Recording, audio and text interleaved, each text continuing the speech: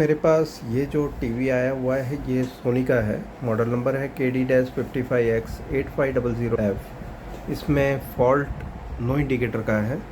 Power की दबाने पर भी कोई इफ़ेक्ट नहीं है, जैसे कि आप देख सकते हैं।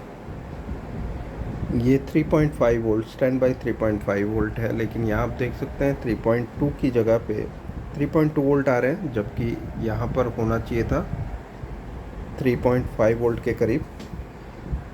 केबल निकाल कर चेक करेंगे। ये पावर केबल जो मदरबोर्ड में सप्लाई लेके जा रही है वो मैंने डिस्कनेक्ट कर दिया है। अभी दोबारा हम चेक करेंगे यहाँ पर।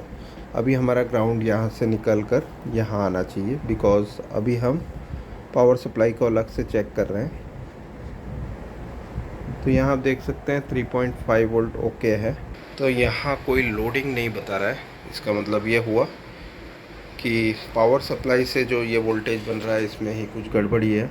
सो 3.5 वोल्ट की हमारी जो प्रॉब्लम थी वो हमने सॉर्ट आउट कर दी है, लेकिन अभी भी इंडिकेटर लाइट नहीं जली है, जैसे कि आप देख सकते हैं।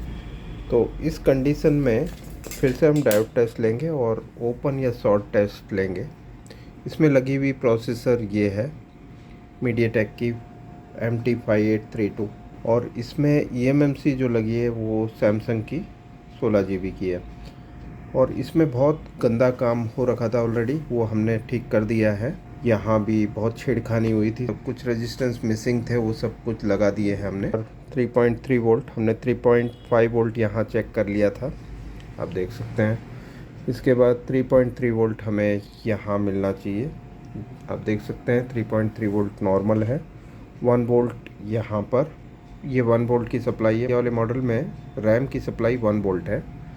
आप यहाँ पर 1 वोल्ट बता रहे हैं, ओके है। अब यहाँ चेक करेंगे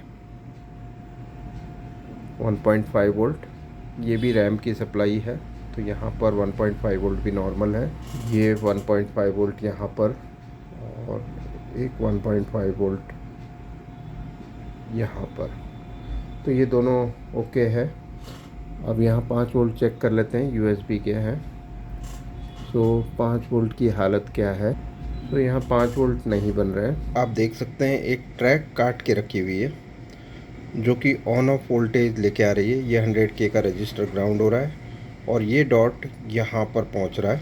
सो ये एनेबल पिन है। एनेबल पिन पे जो एनेबल वोल्टेज आना चाहिए वो यहाँ से कट होकर IC तक नहीं पहुँच रहा है, किसी ने ट्रैक काट दी ऑलरेडी।